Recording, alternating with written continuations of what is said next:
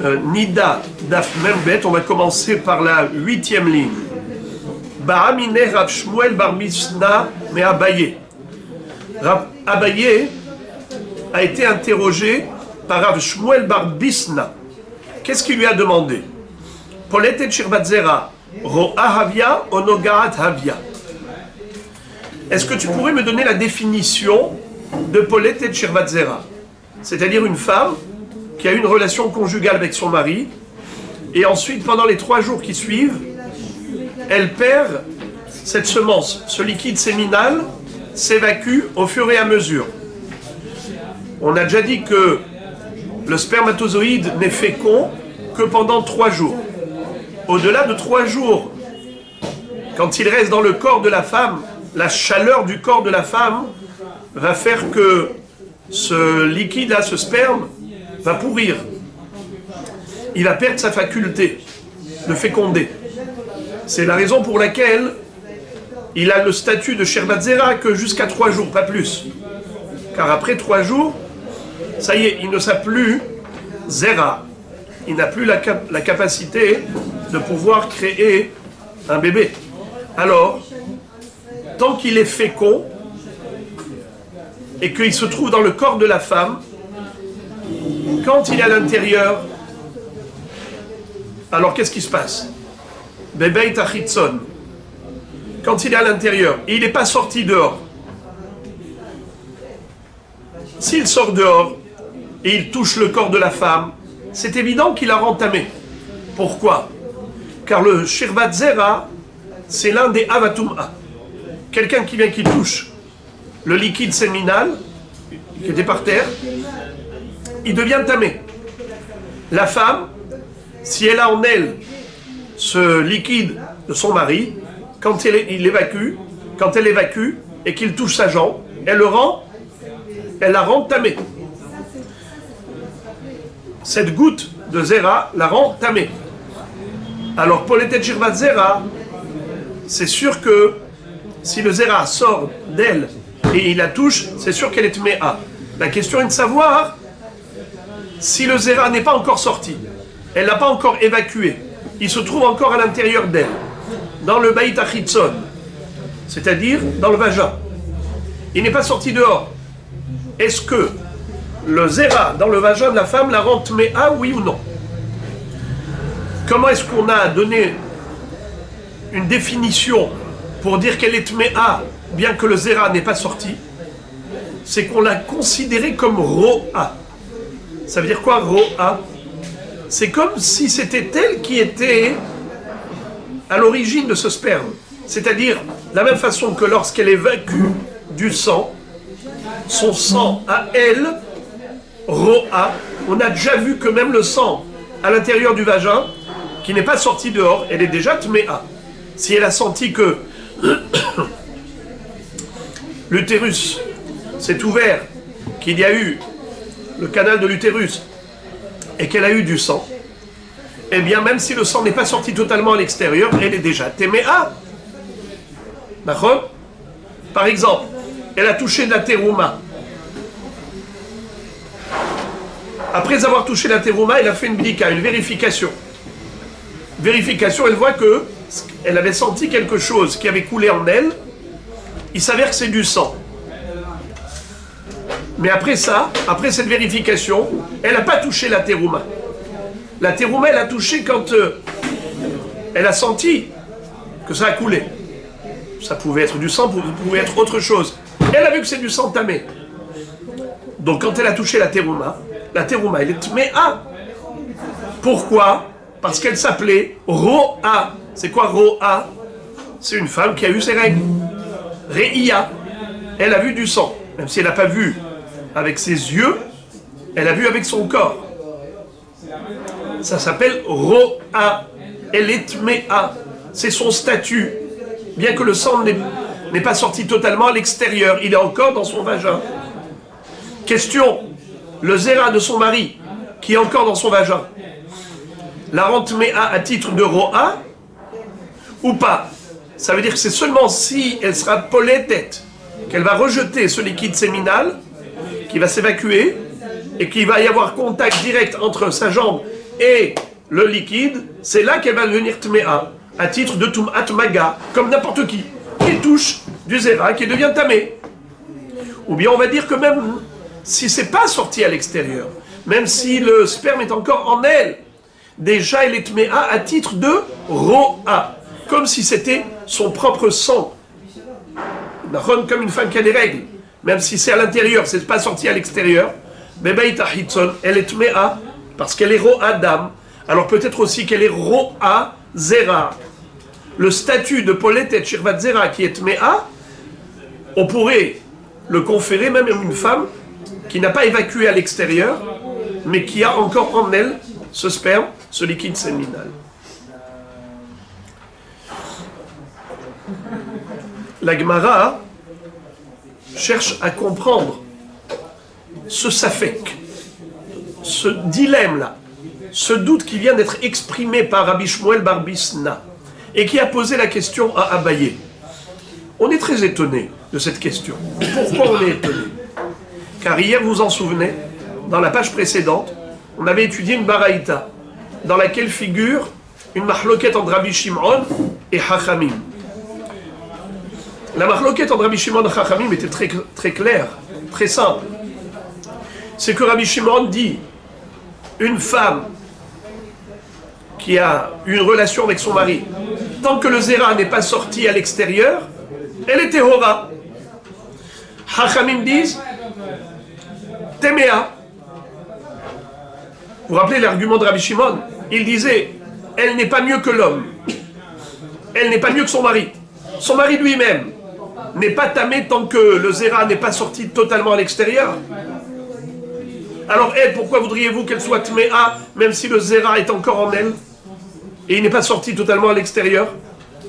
Le mari, on avait déjà vu que si par exemple il sentait que l'éjaculation commençait et qu'il était en train de manger la terouma, ce monsieur Cohen, il pouvait empêcher la sortie du sperme et avaler sa terouma. Pourquoi? Car le sperme n'est pas sorti totalement. Alors tu veux qu'elle, qui n'a fait que recevoir de son mari, son sperme soit mieux qu'elle, lui ne devient tamé que si c'est sorti complètement à l'extérieur. Alors elle, évidemment, elle ne sera pas pire. Elle ne sera tméa que si le liquide est sorti totalement à l'extérieur. Donc, de deux choses l'une. Comme qui pense, Rabbi Shmuel bar Bisna, il a entendu parler de cette braïta ou pas? S'il a entendu parler de cette braïta, sa question ne commence même pas. La réponse à sa question, est-ce que Poletet Shirvat Zera, est-ce qu'elle est Ro'a ou est-ce qu'elle est Nogaat? Réponse, ça dépend. D'après qui? D'après Rabbi Shimon, elle s'appelle Nogaat. D'après Chachamim, elle s'appelle Ro'a. La réponse, elle est limpide comme l'eau de roche. Elle est claire, nette et précise. Ça dépend selon qui. D'après Rabbi Shimon, elle s'appelle Nogaat. C'est-à-dire que c'est seulement lorsque le zera sera évacué, c'est là qu'elle aura un contact physique avec le zera. Mais tant qu'il se trouve à l'intérieur du vagin, le liquide séminal ne peut pas rendre cette femme téméa, puisque il n'y a pas le statut de Ro'a selon Rabbi Shimon. Alors regardez comment la Gemara exprime ce que je viens de vous dire. D'abord, elle nous donne trois incidences qui découlent de cette question. Je répète la baïa. Mine Rav Shmuel bar Misna mais Abaye. Rav Shmuel bar Misna a posé la question à Abaye. Hapoletet Shirvat Zera, celle qui évacue le liquide séminal après une relation avec son mari. Donc ce liquide écoule petit à petit du vagin. Ro'a havia ou nogaat havia. Est-ce qu'elle va devenir tamée que si elle est nogaat? Ça veut dire que le sperme est sorti à l'extérieur, il a touché sa jambe, et donc comme il était au contact du zera, elle est devenue tméa à titre de ce qu'on appelle tum'at maga, l'impureté au contact d'une source d'impureté. Ou bien ro'a, ou bien c'est comme si elle avait saigné. Une femme qui a eu ses règles, même si le sang est à l'intérieur du vagin, il n'est pas sorti totalement à l'extérieur, elle est déjà considérée nida. Eh bien pareil, elle s'appelle Poletet Shirvat Zera, même si le Zera n'est pas sorti totalement à l'extérieur, qu'il est encore à l'intérieur, dans ce qu'on appelle Baïta Hitzon. Nafkamina, quelle est l'incidence de cette question? La Gemara répond 3 choses. Nafkamina, il en découle de cette question 3 halachot. Uno, l'histor. Secondo, l'étamé bemacheu. Tierso, l'étamé bifnim kebachutz. Qu'est-ce que ça veut dire? L'étamé bifnim kebachutz, ça vous l'avez compris, on l'a déjà dit, que même s'il se trouve encore à l'intérieur, elle est tméa. Même si le zéra n'est pas sorti à l'extérieur, ça n'a pas encore touché les membres externes du corps. Mais il y a encore 2 incidences. Lesquelles? C'est le shi'ur. Quel est le shi'ur pour qu'une femme soit tméa? Si c'est au niveau, en tant que ro'a, il n'y a pas de shi'ur. D'accord?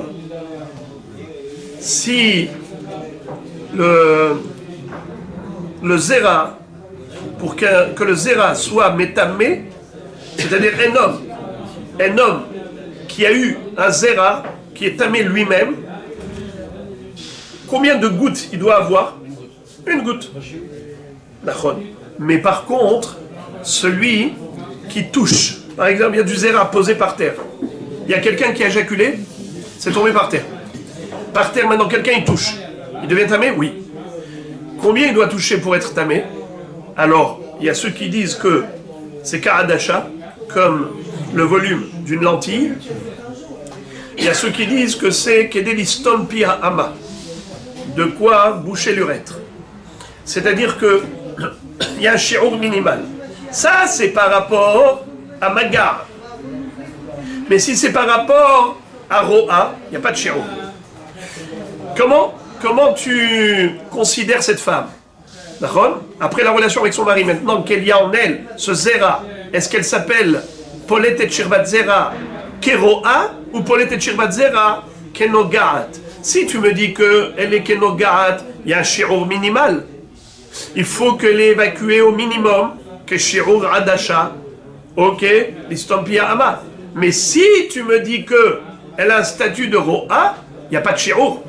Même un volume infinitésimal suffit pour la rendre tméa. 3e incidence de cette question, si elle est considérée comme ro'a ou nogaat, c'est l'histor. C'est quoi l'histor? Nous avons une halakha à propos de zava. Vous savez qu'une zava, la halakha elle est connue parce que nous on l'applique même pour une nida, pas seulement pour une zava. À l'époque, le Beth Amikdash, on appliquait nida, zava. Mais nous, on fait toujours comme une zava. C'est quoi? Shivra Nikim.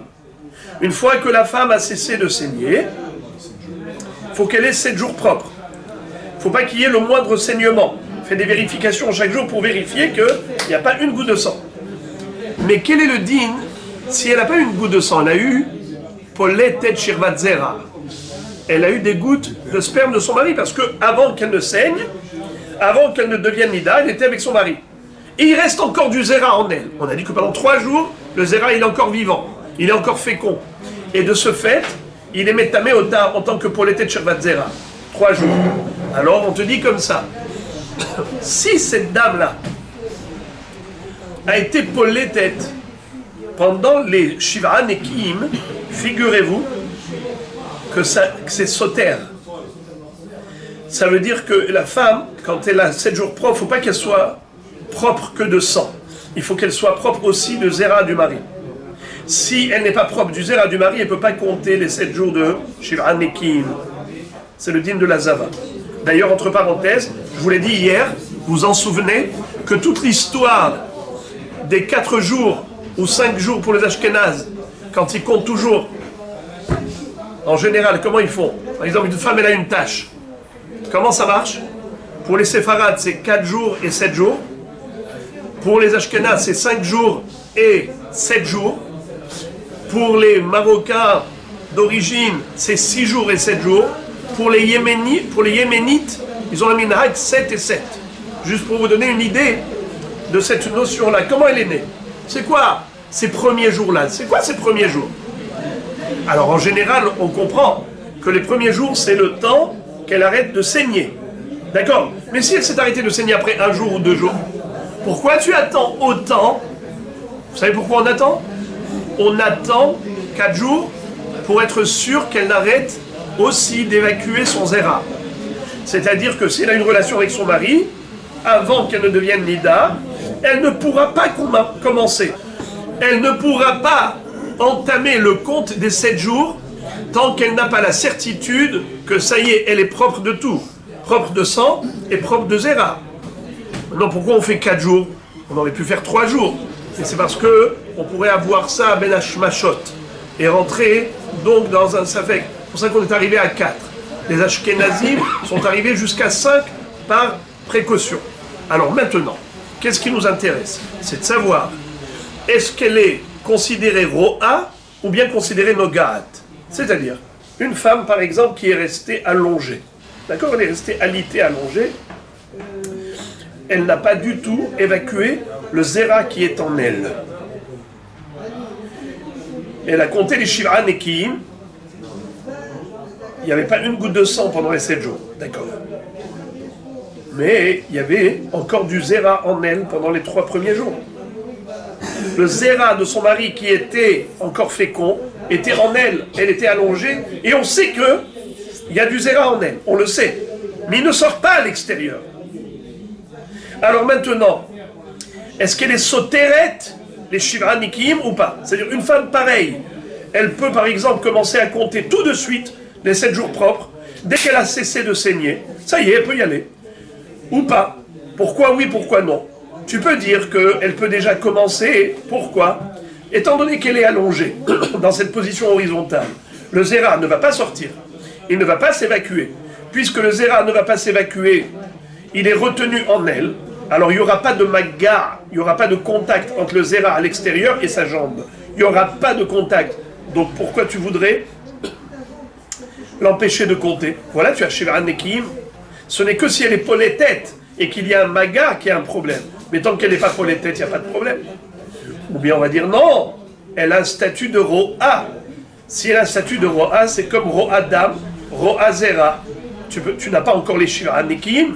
Il faut d'abord vider, faire un bain de siège, vider ce zéra pour pouvoir commencer à compter. Top. Alors maintenant, c'est ça les 3 incidences de la question fondamentale, comment considérer le zéra à l'intérieur du vagin chez la femme. Est-ce qu'elle est Ro'a ou Noga? Alors la Gemara s'étonne et elle dit, Manafshach, de 2 choses l'une. Ishami alematnita, les Rabbanan Ro'a, Ro'a Havia. Les Rabbi Shimon, Nogaat Havia. Ve'ilo shami alematnita, mistabra, Nogaat Havia. La Gemara dit, ce Rav-là, comment il s'appelle? Rav Shmuel bar Bisna. Je ne comprends pas comment il pose cette question à Abaye. De 2 choses l'une. Ou il connaît la Baraïta ou il ne connaît pas la Baraïta. Vous vous souvenez de la Baraïta qu'on a étudiée hier? Elle nous a cité une mahloket entre Rabbi Shimon et Chachamim à ce propos. Je vous invite à regarder parce que c'est important de voir le point de chute de la Baraïta. C'est dans le 3e tiers de Daf Mem Aleph Hamoud Bet, donc juste à côté. Tanu Rabbanan Bipsara. La ligne commence par le mot dash. Regardez en bas, le dernier tiers de la page, une ligne qui commence par le mot dash. Tanu Rabbanan. Bipsara. Melamed. Shemetam'a bifnim kebahutz. Qu'est-ce que ça veut dire? Du mot bipsara, on apprend que le zéra, il est métamé à l'intérieur comme à l'extérieur. Enli. Pardon, c'est pas le zéra, le dam. Le dam, excusez-moi. Bipsara, c'est le dam. En liela nida. Zava minaim talmud lomar zova bipsara.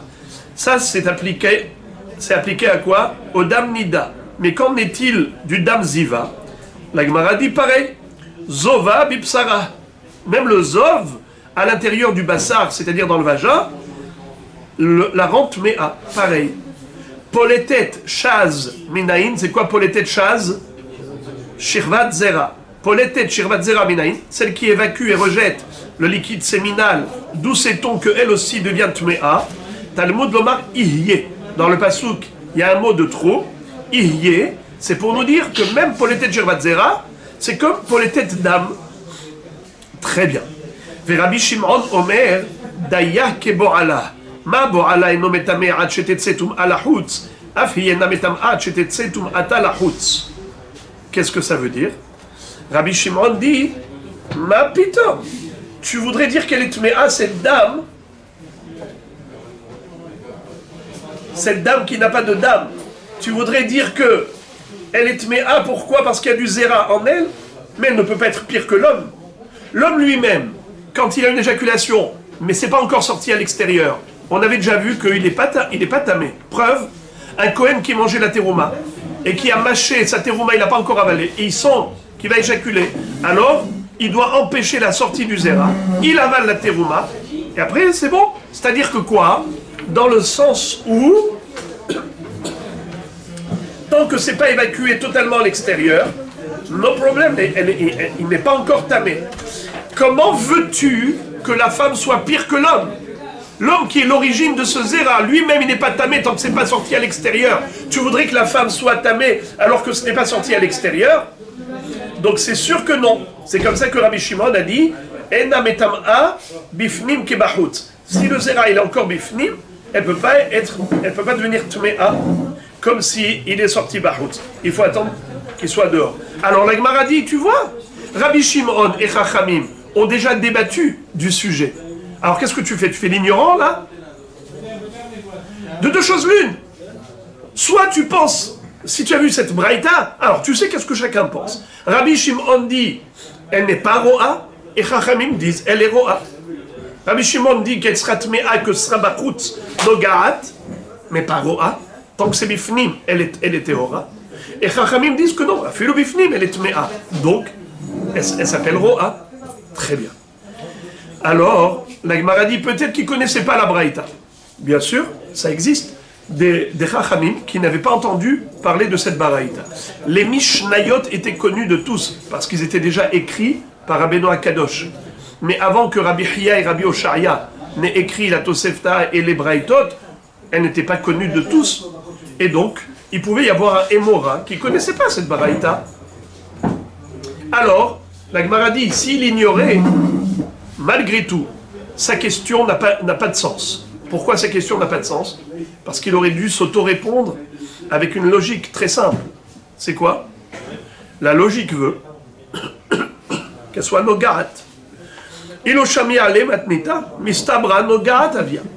C'est-à-dire que s'il n'y avait pas le pasouk qui a fait dire aux Chachamim que le zéra à l'intérieur du vagin c'est considéré comme du sang à l'intérieur du vagin, s'il n'y avait pas un pasouk de Iye, les rabbot, Poletet Shirvat Zera, jamais il n'aurait osé dire une chose pareille.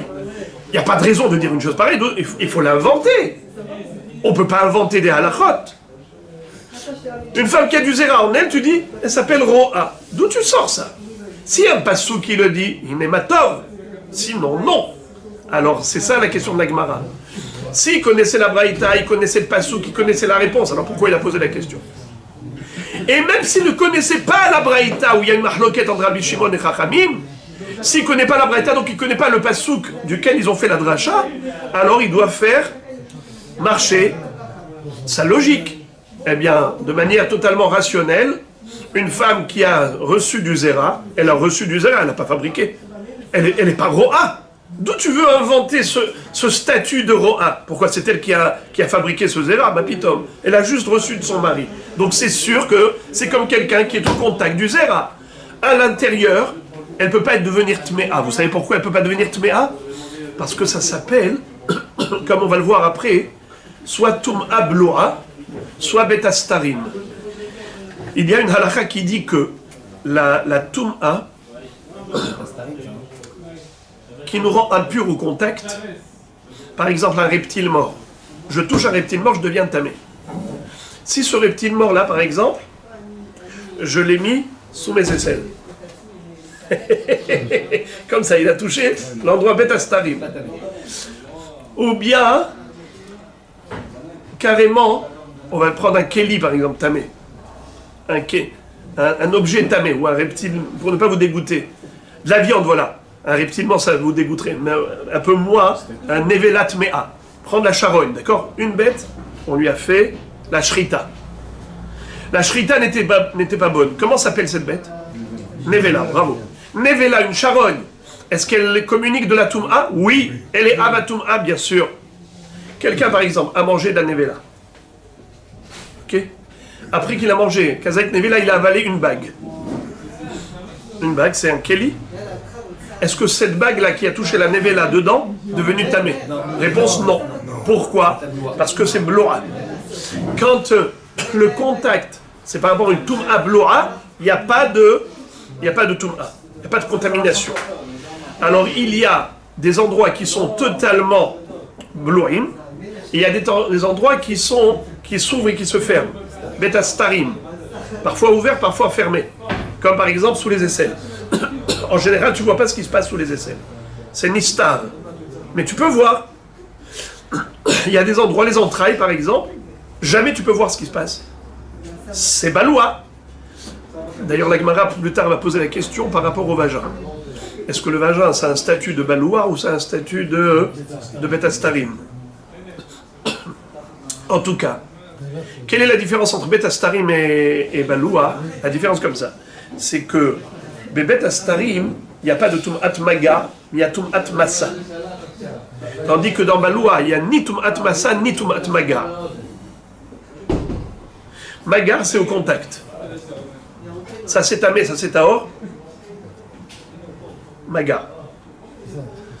Je touche un reptile mort, qu'est-ce que j'ai fait? J'ai touché. Maga. Je suis tamé. Mais il y a massa. Il y a des choses qui sont métamim à filobé massa. Par exemple, la nevela. La nevela, elle est métamée pas seulement au contact, maga, même massa, même si je n'ai pas touché. Je l'ai mis dans un sac. J'ai soulevé la nevela, je suis tamé. Pourquoi? Parce que j'ai soulevé. Massa, nosé.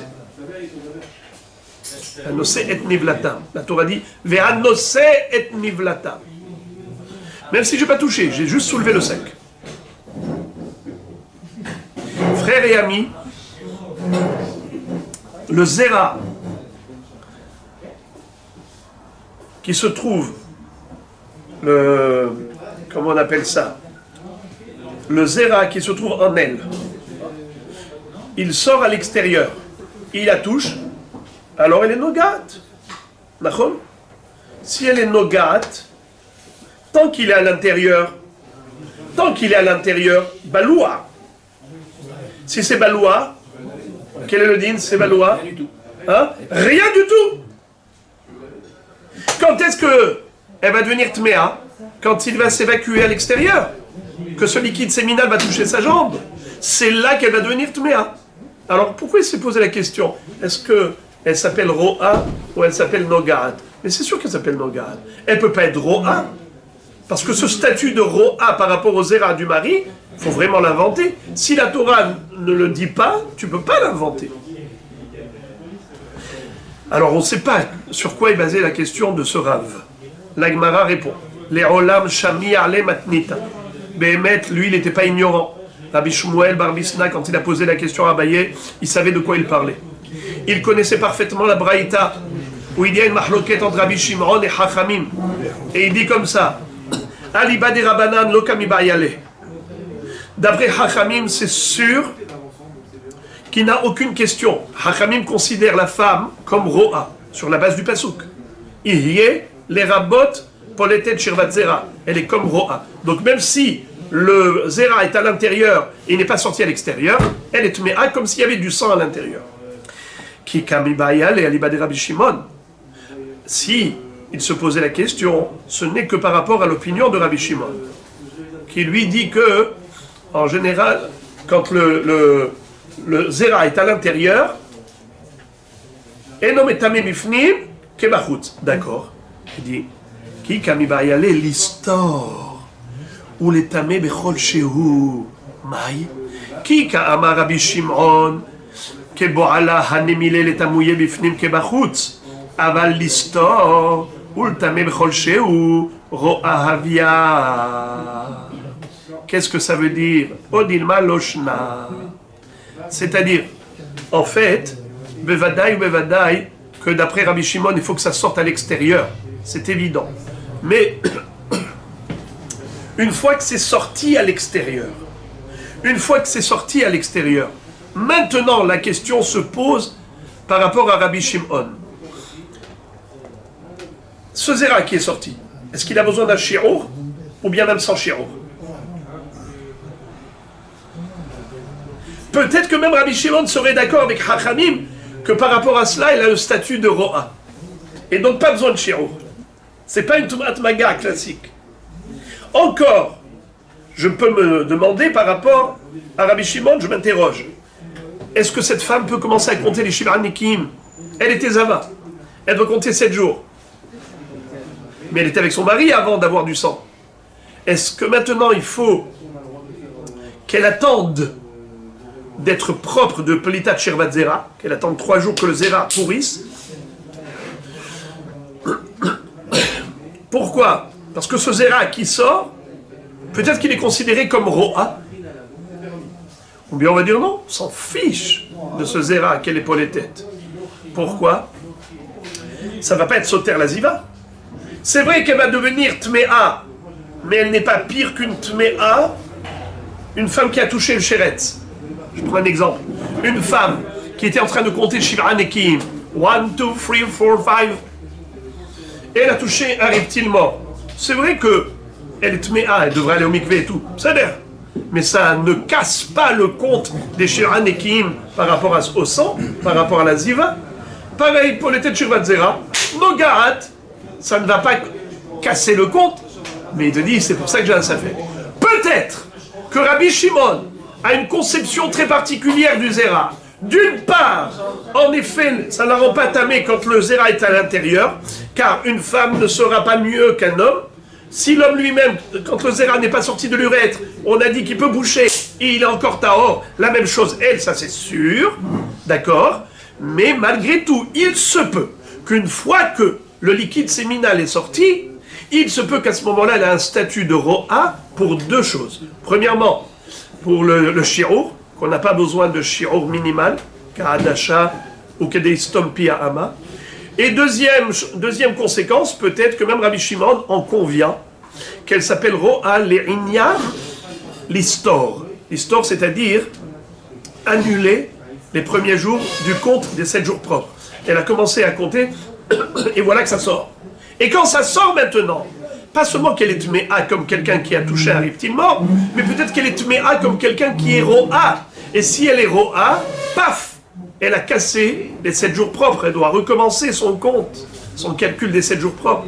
C'est ça le safek de Rabbi Shmuel bar Misna. Donc c'est extrêmement subtil la question qu'il a posée à Abaye. C'était pas par ignorance, au contraire, c'est par connaissance. Parce qu'il connaissait la mahloket. Entre Rabbi Shimon et Hachamim, il s'est dit, mais peut-être qu'ils ne sont pas diamétralement opposés. Peut-être que leur opposition, elle n'est que par rapport à une nekuda. Aïmetame bifnim kebahutz ou pas. Ça, c'est la seule mahloket. Mais par rapport aux 2 autres points, à savoir le shi'ur minimal du shi'ur du zera, ka'adasha, peut-être que la Rabbi Shimon est d'accord qu'elle est considérée comme ro'a. Et par rapport aussi à Soteret, l'histoire, peut-être que Rabbi Shimon en convient qu'elle est Soteret, quand il sort à l'extérieur. Ken.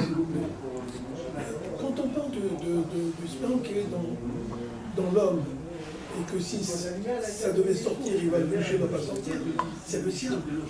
C'est-à-dire, il ne peut pas être tamé tant qu'il est à l'intérieur de lui, donc automatiquement, mais c'est à lui. C'est-à-dire, c'est pas quelque chose d'extérieur à lui. Quand il va aller avec la femme et que son sperme va se répandre dans la femme, elle reçoit quelque chose qui est sorti de tamé. Il est tamé en sortant. Très bien, mais c'est Baloua. Parce qu'on vous dit que c'est fermé, que Exactement. Quand on parle de Baloua, c'est là qu'il le voit. Aujourd'hui, avec les caméras et avec est-ce que c'est Baloua? Non, Baloua avec l'œil. Sinon, vous n'avez pas le droit de respirer. Vous savez pourquoi? Parce qu'avec le microscope, vous verrez des microbes qui sont partout. Pas cachère. C'est la même chose quand on dit qu'il y a Adachi, une goutte, ou machin, on dirait que c'est la même chose les 3. Qu'il y a Adachi, c'est la taille d'une goutte. On dit une goutte de quoi boucher l'urètre. C'est la même chose. On dirait que les 3 chiots, c'est la même chose. Et machéou, c'est combien? C'est machéou, c'est une goutte aussi. Vous voyez pas la différence entre une lentille et machéou? C'est la même chose. Une lentille, c'est Machéou et une lentille, c'est la même chose. une lentille, c'est plus petit, c'est une goutte quoi. C'est la même chose, c'est les mêmes shiurim. Ah bon? Question. Monsieur Moiti, vous le prendrez là-bas au laboratoire de biologie. Il ne voit pas de différence entre une lentille et machéou. Mais une lentille, c'est tout petit, c'est la taille d'une goutte, même pas. Bien sûr, il y a petit, il y a encore plus petit que petit. On parle de micro et de pas être microscopique, toujours plus petit.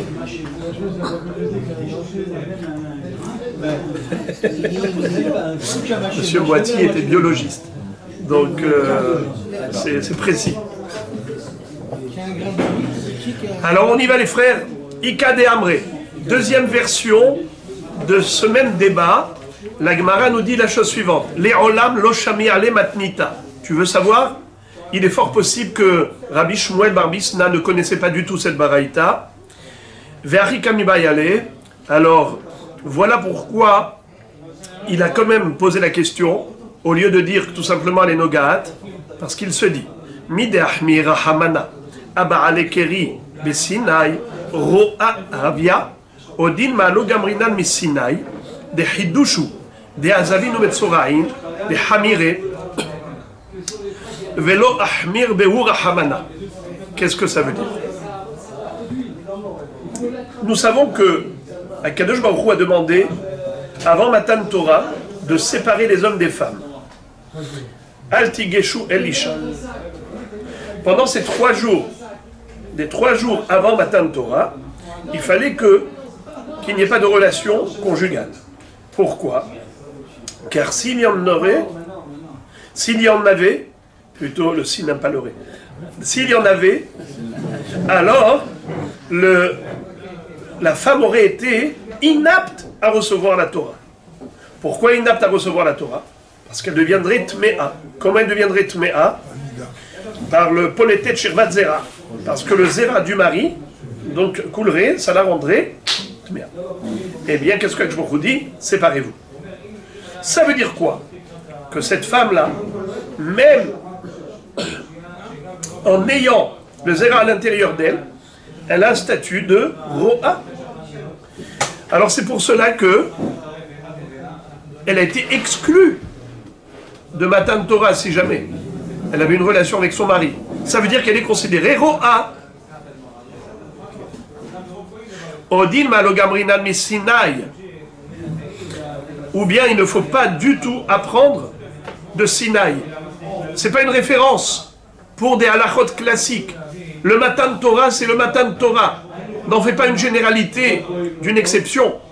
Car tu vois bien que c'est exceptionnel, les dinim de Matan Torah. Preuve.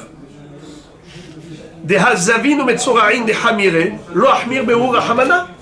Quel était le din s'il y avait par exemple à l'époque un metzora ou metzorat? Ils avaient le droit d'assister au Matan Torah. Pourtant ils étaient impurs. Zav, Zava, ils étaient impurs. Et pourtant, ils étaient impurs malgré tout. Ils avaient le droit d'assister au Matan Torah. Entre parenthèses, il y a des mefarshim qui disent, mais on le sait que tous les malades ont guéri au moment de Matan Torah. Torah Hashem temima meshivat nafesh. Bechol ha'am ro'im et kolot. Il n'y avait plus d'aveugles, il n'y avait plus de sourds, il n'y avait plus de gens estropiés. Tout le monde avait guéri. Il n'y avait pas de barlement. Alors, comment est-ce qu'on parle de Zav et Metzora? Zav, on l'a déjà dit une fois que c'est une faiblesse au niveau de l'appareil génital qui cause cet épanchement. C'est pas une éjaculation normale, c'est une maladie. Pareil, le Metzora, la lèpre, c'est aussi une maladie. Alors, il n'y avait pas de malade. Comment tu peux me dire qu'ils ont assisté au Matan Torah, comme quoi la Torah n'a pas interdit des gens impurs? Ils pouvaient assister au Matan Torah. C'est juste pour les têtes. C'est une Xerata Katouf spéciale. Eh bien, parce que ils ont guéri, en effet, de la Tzara. Ils avaient guéri de la Ziva. Mais la Toum'a, elle reste. On s'explique. Quelqu'un qui n'est plus Zav, quelqu'un qui n'est plus Metzora, mais il faut attendre 7 jours. Combien de jours il doit attendre jusqu'à ce qu'il aille au mikvé? 7. Alors, Zéozé, Bevadaï qu'ils avaient guéri, mais ils étaient encore impurs. You understand, my friend? Ils n'ont pas le temps, puis c'est 3 jours. Comment? C'est 7 jours. C'est ça, ils ne se sont pas encore purifiés. Donc nous voyons, c'est ça ce qu'il lui dit. Tu vois que la Torah a toléré les gens impurs au moment de Matan Torah. Elle n'a juste pas toléré des polétés de Shirvat Zera. Donc c'est spécial. Donc il ne faut pas prendre des dynimes de Toum'a et de Tahara de là-bas. Maintenant, la Gemara toujours à propos du même sujet. Amarle Ro'a Havia.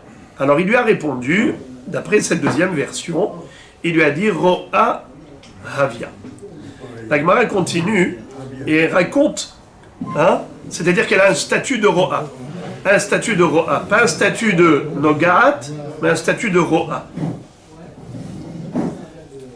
Ça veut dire que Rabbi Shimon lui-même, qui a dit qu'elle est considérée comme Nogat par rapport à la Toum'a personnelle, mais par rapport à ce qui concerne l'histoire et par rapport à ce qui concerne le Shi'ur, elle a un statut de Ro'a.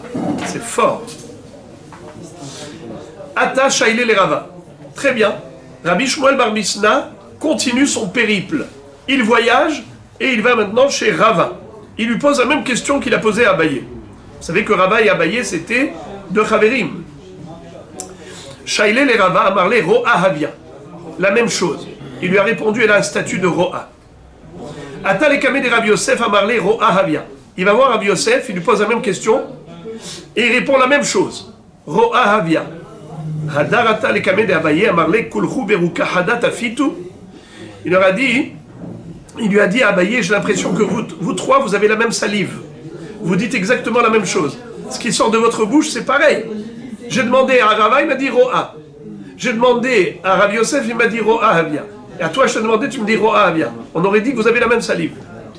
C'est une expression. Amarle Shapir Amrelach. Ad kan loka amar Rabbi Shimon daya kebo ala ela letame bifnim kebachutz. Aval istor letame chol sheur Ro'a Havia. En effet, il lui a dit, c'est clair, net et précis. Même Rabbi Shimon qui a dit que la femme n'est pas tméa quand elle a du zera à l'intérieur d'elle, c'est uniquement par rapport au din de son statut, Ro'a Havia. Mais par rapport au din de l'histoire, ou par rapport au din du Shi'ur, que le Shi'ur, pas besoin d'attendre qu'il y ait Karadacha comme une lentille, même moins qu'une lentille, même Machéou, déjà, c'est Métamé, par rapport à la femme, comme si elle était Ro'a. Il n'y a pas de Shi'ur dans Ro'a. Et pareil pour l'histoire, elle est considérée polétette. Ça veut dire que si elle a commencé les 7 jours propres de Shiva Nekiim, ça ne doit pas être propre que de sang, ça doit être propre aussi de Zera. Et le Zera, s'il sort d'elle, c'est comme si c'était du sang, comme une Ro'a. C'est pas comme quelqu'un qui a touché un reptile mort, ça n'a rien à voir. Elle est en train de compter ses 7 jours propres par rapport au sang, et elle a touché un reptile mort pendant les 7 jours. Est-ce que ça va annuler les 7 jours? Pas du tout, ça n'a rien à voir. Mais la polété de Shirvat Zera, elle est comme Ro'adam. Et oui, c'est Soter. C'est ça le Elle est considérée comme une accouchée. Comme une femme Nida ou comme une femme Zava. Très bien. Maintenant la Gemara nous dit Braïta. Tanu Rabanan Hanida Ve'azava Ve'ashomeret Yom Keneged Yom Ve'ayoledet Kulan Mitam Od Bifnim Kebachutz. La Baraïta résume et elle compile les différentes catégories de femmes pour qui la Toum'a à l'intérieur, c'est comme à l'extérieur, c'est-à-dire qu'elle est Tméa. Nida, Zava, Shomeret Yom Keneged Yom et Yoledet. C'est 4 femmes. Et c'est quoi Shomeret Yom Keneged Yom? Qui est-ce qui peut nous rappeler? Bravo. Zava Ktana. Une Zava classique, c'est une Zava Gdola. Celle qui a eu 3 jours de saignement consécutivement et qui doit attendre 7 jours propres. Mais si elle n'a eu que 2 jours de saignement ou un seul jour pendant la période de Ziva, eh bien, Shomeret Yom Keneged Yom, elle ne doit attendre qu'un seul jour de pureté. C'est-à-dire le lendemain, il faut qu'il soit propre et après elle peut aller au mikvé. Pas besoin d'attendre 7 jours. Et une Nida, c'est un saignement pendant la période de Nida. Et pendant la période de Nida, combien de jours elle est Tméa? 7 jours, qu'elle soit ro'a ou pas, qu'elle ait du sang pendant les 7 jours, ou du sang un seul jour, elle est tméa 7 jours. Et quand est-ce qu'elle va au mikvé? Le 7e au soir, à condition, évidemment, que le sang s'est arrêté avant la fin du 7e jour. Alors, ça c'est Nida. Zava, Shomeret Yom Keneged Yom. Yoledet. C'est quoi Yoledet? La femme a couché. La femme a couché, elle a aussi pareil le même statut. Metam'a, bifnim kebachut. Alors la Gemara dit bish lama kulhu lehaye. Et là, Yoledet, ibime Nida, Nida, ibime Ziva, Ziva. Je comprends pas l'histoire de Yoledet. Comment la Yoledet elle est rentrée dans la liste? Tu as parlé de Nida, tu as parlé de Zava, tu as parlé de Shomeret Yom Keneged Yom. Je le conçois. En effet, Bevadaï, il faut me l'enseigner. Sans me l'enseigner, je n'aurais pas su. Tu me dis que, même si le sang il est à l'intérieur, c'est comme s'il est sorti à l'extérieur. Elle s'appelle Nida, elle s'appelle Zava, elle s'appelle Shomeret Yom Keneged Yom. Mais Yoledet, de quoi tu parles? Une Yoledet qui a eu du sang? Alors, elle est Zava? Ça dépend. Si c'est dans la période de Ziva, Zava, période de Nida, Nida, tu l'as déjà dit. Tiens, tu as parlé de Nida et de Zava, alors je ne comprends pas. Pourquoi tu parles de Yoledet? Écoutez ça, la réponse d'Agmara, la tzricha shiarda litbol mitum'a letahara. On parle ici d'une Yoledet qui a déjà passé la période d'impureté. Vous vous en souvenez? Combien de temps une femme accouchée est impure? 7 jours si elle a accouché d'un garçon, et 14 jours si elle a accouché une fille.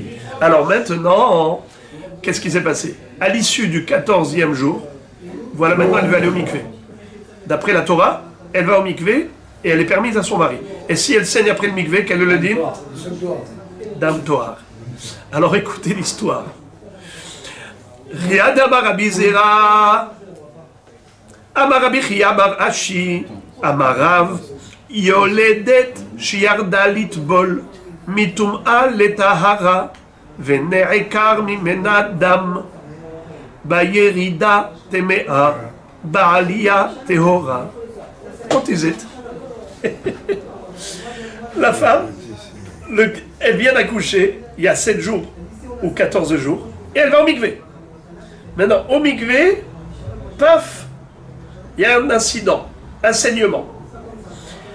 Alors, elle est théora, elle sort du mikvé. Théora ou tméa, te dis ça dépend. Quand est-ce que le sang est sorti d'elle? Avant de se tremper, ou bien le sang est sorti après le trempage? S'il est sorti après le trempage, c'est sûr qu'elle est théora. Pourquoi? Parce qu'elle est déjà entrée dans le 15e jour. Ça commence déjà le compte des dames toar, les jours où le sang est à or. Mais si le sang qu'elle a eu, qu'elle a encore dans le vagin, c'est du sang qui a coulé avant la tombée de la nuit, avant le mikvé, c'est-à-dire que c'est du sang qui provient d'avant. Alors bien que ce soit trempé au mikvé, elle est encore tméa. Pourquoi on aurait dit autre chose? Réga, vous allez entendre pourquoi on aurait dit autre chose. Gardez au chaud votre question. Elle est belle, attendez. Alors vous entendez, Chidouche, cette femme-là, elle a encore en elle du sang d'avant le mikvé. Bien qu'elle se soit trempée au mikvé, elle ressort de là, elle est encore impure. Elle ne peut pas aller avec son mari. N'est-ce pas? C'est ce qu'on entend. Amar le Rabbi Yirmiyah le Rabbi Zera bayerida amay temea. Rabbi Yirmiyah dit Rabbi Zera, excuse me, je n'ai pas compris. Le sang qui a coulé avant qu'elle se trempe. Pourquoi est-ce que tu me dis que ça la rend tméa? Excusez-moi. Pas qu'elle ne peut pas aller avec son mari. Elle est tméa, c'est-à-dire elle est impure. C'est comme si elle a touché un objet impur. Tum'a bloaï, mais elle ne devrait pas être impure, puisque la tum'a elle est bloa. D'où il provient ce sang? Du sang de Nida. Ce sang de Nida, où est-ce qu'il est? Déposé dans le vagin. Vagin, qu'est-ce qu'il est? Baloua. Il n'y a pas de contamination de tum'a quand c'est via un organe interne. Comment? Non, il est dedans. Il est encore dedans. Regarde. Alors regardez ça. Tum'a blouaï. Amar les Zil Shaile les Rabbi Avin. C'est-à-dire, regardez ça. Rabbi Moshe. Imaginons, elle est sortie du mikvé, il y a encore du sang dedans. Elle a touché la terouma. Après ça, le sang est sorti. D'accord? Imaginons. Le sang est sorti après. Après, on va dire qu'elle est tméa. Mais au moment où elle a touché, il était encore baloua. Pourquoi tu me dis tméa? Alors il lui dit, je comprends pas. Qu'est-ce que tu me dis là? Et alors qu'est-ce qu'il lui répond? Amar, les Rabbi Zera répond à Rabbi Irmiya. Il lui dit, Zil shaile le Rabbi Avin, de asbirit nihale, de karkishli bereshe bemidrasha. Il lui dit, tu sais quoi? J'ai pas la force de te répéter l'explication. Va voir mon ami Rabbi Avin, je lui ai déjà expliqué. Et quand je lui ai expliqué, il a hoché de la tête comme signe d'approbation. Il a approuvé ce que je lui ai dit. Il m'a fait dit comme ça. Alors on va lui demander qu'est-ce que je lui ai expliqué pour répondre à ta question. Azal, Shaile, il est parti, il lui a posé la question. Amarle, il lui a répondu. As'uha kenivlat of tahor, shemetam abgadim bebetablia.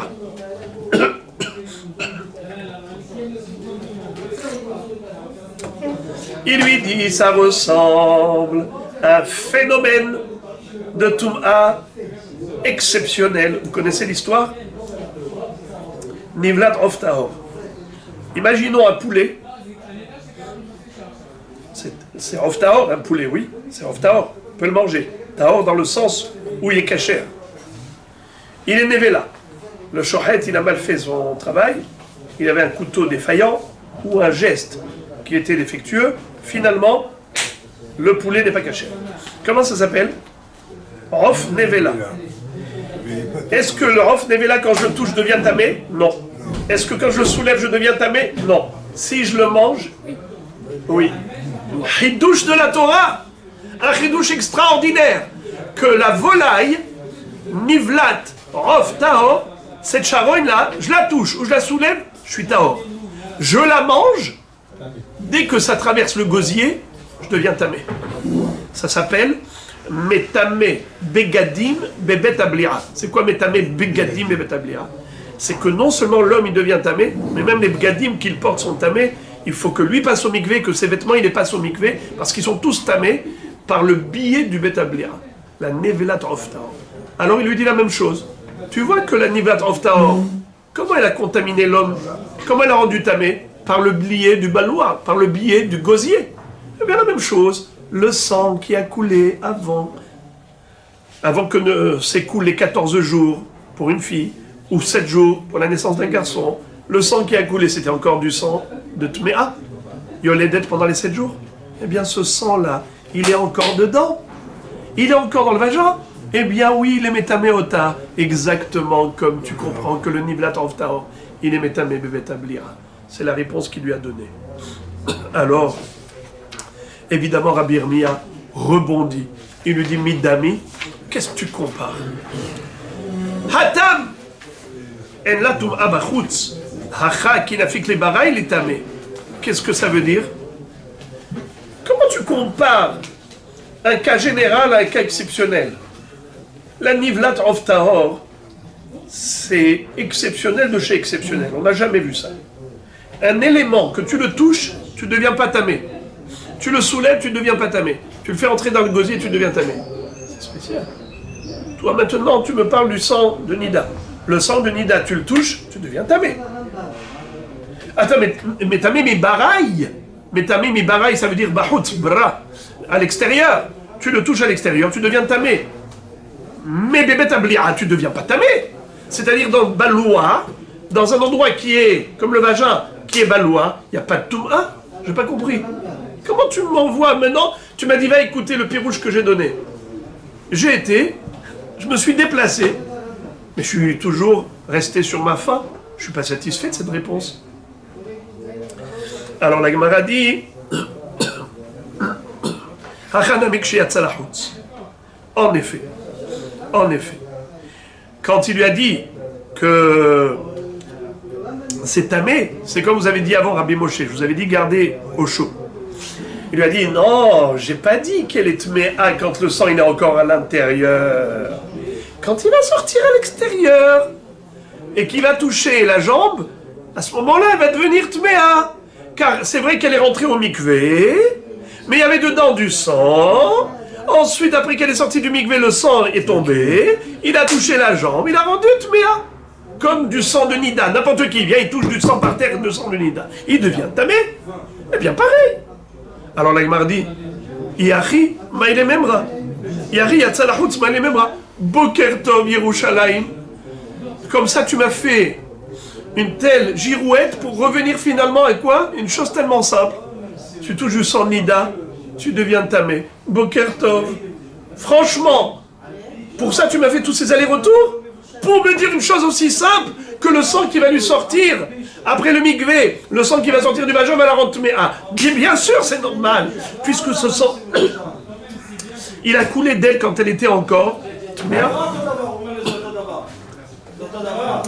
La réponse d'Agmara, elle est très belle, trop belle. Maoudetema, migodema netevila la dame, dikagavai, tehanena melehai, kamashmala. Oi vai, c'est nifla. La Gemara dit quelque chose de délicieux. Elle dit que nous aurions pu croire qu'il y a une différence entre le sang du nida classique qui se trouve à l'extérieur. Quand tu le touches, c'est sûr que tu deviens tamé. Pareillement, le sang de la yoledette qu'elle avait eu avant, dame nida et ainsi de suite, c'est sûr qu'elle était... C'est sûr que ce sang il tombe par terre, tu le touches, tamé. Mais là, c'est du sang qui était dans le vagin au moment où elle est rentrée dans le mikvé. Là, tu aurais pu raisonner autrement. Et croire que de la même façon que le mikvé rend tahor le corps de la femme, il rendrait tahor tout ce qu'il y a dans la femme. Tu aurais pu penser que le sang qui est en elle, pendant le mikvé, pendant le trempage, jamais tu aurais pu croire que après ça, il peut y avoir encore des problèmes de Toum'a. Mais madame, elle est rentrée au mikvé, qu'est-ce que tu veux? Ça, c'est une vision globale.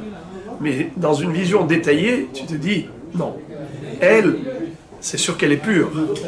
Mais il y a en elle un élément impur, j'allais dire, comme un reptile mort, comme un chéretz. Un élément tamé, qui était là. D'accord? Tamé. Il est rentré là-dedans. Cet élément, il reste tamé. C'est pas parce qu'il est rentré... Tu prends un reptile mort, tu le fais rentrer dans le mikvé. Il devient tahor? Non! C'est ça ce qu'on veut te dire. Bien que ce sang de nida qui est en elle est rentré dans le mikvé, ne pense pas qu'étant donné que ça fait partie intégrante de son corps, comme elle est devenue théora, alors ce sang aussi il est devenu tahor. Non. Le sang, c'est déjà un élément qui s'est détaché du corps, il est juste déposé là-bas dans le vagin, elle est rentrée au mikvé, elle est théora, il n'y a pas de problème. Mais quand elle va sortir et que le sang va s'évacuer, elle va redevenir tamée à titre de maga, comme quelqu'un qui a touché un chéretz. Comme quelqu'un qui a touché un chéretz mort. Ça ne sera pas une nida. Écoutez bien, ça ne sera pas une nida. Parce que quand elle va perdre ce sang-là, c'est pas une femme qui est nida qui perd du sang. Pas du tout. Ce sang, il avait déjà quitté l'utérus. Auparavant, il était juste déposé dans le vagin. Ce sang, il est tamé à titre de sang qui a coulé par terre, comme du sang qui a coulé par terre d'une nida. Il est tamé. Eh bien, la même chose, ce sang, il est tamé, il est posé là-bas. Je touche, je deviens nida, pas du tout. Je touche, je deviens tamé un jour, zéro. La même chose, elle va devenir tméa un jour, comme quelqu'un qui a touché. Et le chidouche, c'est de dire que ce sang ne se purifie pas par le biais de ce trempage au mikvé comme on aurait pu le penser et le croire. La hargasha, la sensation que doit avoir une femme pour devenir nida, c'est pas la sensation d'écoulement, d'avoir des sécrétions. C'est la sensation d'ouverture d'utérus. Ce qu'elle a l'habitude de ressentir à chaque fois qu'elle a ses règles. Vous voyez dans quel état sont les femmes au moment des règles? Elles sont pâles, mal à la tête, mal machin, mal ici, nanana. C'est ça. Bekitso. Maintenant, Rabotai, écoutez, et on va terminer avec ça, c'est très très très beau. La Gemara nous dit, d'accord, c'est au niveau halachique, tu m'as expliqué, tu m'as répondu, ça y est, tout rentre dans l'ordre. Mais quand même, il y a une question qui reste en suspens, à laquelle on n'a pas répondu. Pourquoi dans cette baraïta, on a établi une liste de 4 femmes, Nida, Zava, Shomeret Yom Keneged Yom et Yoledet. Que quoi? Que tout cela, ils sont Kula Metamot Bifnim Kebachutz. Metamot Bifnim Kebachutz. Après tout, cette Yoledet là, tu parles de quel sang qu'elle a eu pendant les 7 jours? Ce sang-là, il est métamé à titre de quoi? Pas à titre de Yoledet, à titre soit de Nida, soit de Zava. Eh bien, tu l'as déjà dit. Pourquoi tu as écrit Yoledet à part? Cette question, elle revient sur le tapis. Retour à la case départ.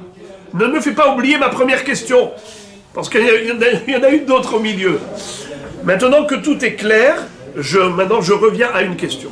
Dis-moi, qu'est-ce que tu avais besoin de me dire que Nida, Zava, Shomeret Yom Keneged Yom et Yoledet Mitamim Bifnim Kebachutz. Yoledet, elle a eu du sang de Nida, elle a eu du sang de Zava. Ce din-là n'est pas spécifique à une Yoledet. Ce sang-là n'est pas spécifique à une Yoledet. Pareil pour une femme qui était, par exemple, Nida. Voilà un bon exemple. Je parle de Nida de l'époque du Beth Amikdash, parce qu'aujourd'hui on ne pratique plus les choses comme ça. Prenez une Nida. Elle a 7 jours de sang. Le 7e jour, ça s'est arrêté. D'accord? Elle va au mikvé. Elle est partie au mikvé. D'accord. Elle est maintenant Théora. Imaginons qu'il y avait encore du sang qui avait coulé d'avant, qui était resté dans le vagin. C'est la même histoire. C'est exactement la même histoire qu'on vient maintenant de traiter. À savoir, ce sang-là, quand il va sortir d'elle, il va la rendre tméa au contact. Parce que c'était du sang de quoi? De Nida. Donc c'est comme si elle a touché un reptile mort. C'est tout. Elle est juste Rishon Atouma, elle n'est pas Nida.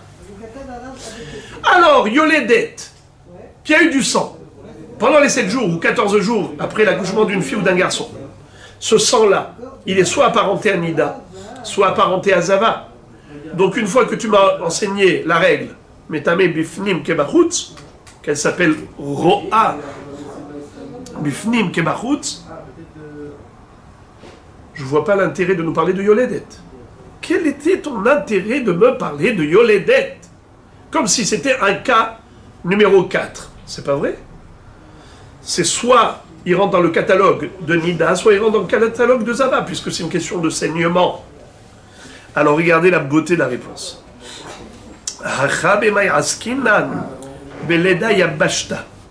Qu'est-ce que ça veut dire?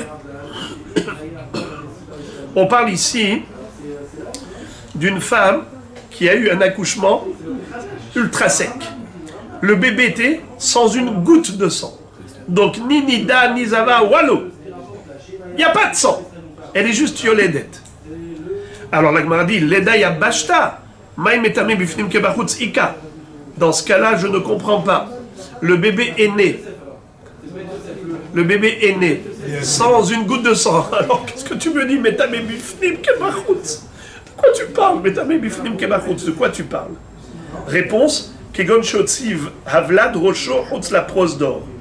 C'est-à-dire, peut-être que le bébé, il a fait sortir sa tête déjà, et que la tête est sortie du canal de l'utérus, et se retrouve maintenant la tête dans le vagin. Ça s'appelle Hutz la Prosdor. Ici, le prosdor, ça fait allusion au canal de l'utérus. Et le col de l'utérus. Et maintenant, il y a une version de Rishonim qui disent « elle a prosdor », en faisant allusion au vagin. Ça dépend de ce qu'on appelle ici prosdor. Soit le canal de l'utérus, c'est-à-dire le col au niveau du col, mais c'est comme un canal, donc c'est prosdor, comme un couloir, soit elle a prosdor, en disant que prosdor c'est le vagin. D'une manière ou d'une autre, ça ne change rien, c'est juste des appellations. La réalité, c'est qu'on parle d'un bébé dont la tête est sortie de la matrice, et la tête se trouve déjà dans le vagin, mais elle n'est pas sortie totalement à l'extérieur. Alors, eh bien c'est ça ce qu'on veut nous dire que, ça y est, la mère, elle est téméa. Si elle a touché la terouma à ce moment-là, Madame Yoledet, le bébé n'est pas sorti totalement à l'extérieur. La tête, elle est encore à l'intérieur. La terouma qu'elle a touchée, tamé ou taor? Tamé. Pourquoi? Parce que Yoledet metam abifnim kebachutz. Je considère le bébé Même s'il est encore à l'intérieur, comme s'il était déjà sorti. Et s'il est déjà sorti, il s'appelle Yoledet, mais pendant 7 jours ou 14 jours. 7 jours, c'est un garçon, 14 jours, c'est une fille. Ukne Rabbi Oshaya. De Amar Rabbi Oshaya, Gzera Shema Yotzi Avalad Rosho Chutz La Prosdor. Bechiaoud Atale Kamen de Rabba. Amar Le Maoul Mimhal Beshabta. Il était une fois un homme qui est venu voir Rava et lui dit, Rabbeinu, il y a un bébé qui est né Shabbat. Puis-je lui faire la mila pendant Shabbat?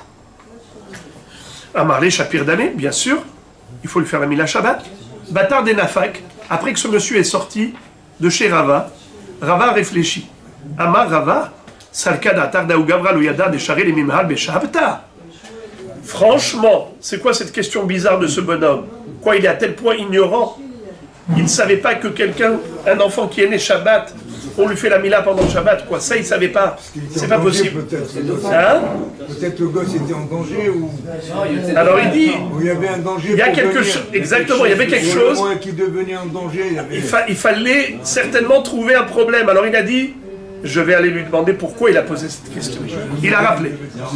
Alors, Azal Batre, il lui a couru après. Amarlé, il lui a dit, Imali Izi, Goufa de Rouvda et Chiava. Dis-moi maintenant, raconte-moi en détail l'histoire, comment elle s'est déroulée.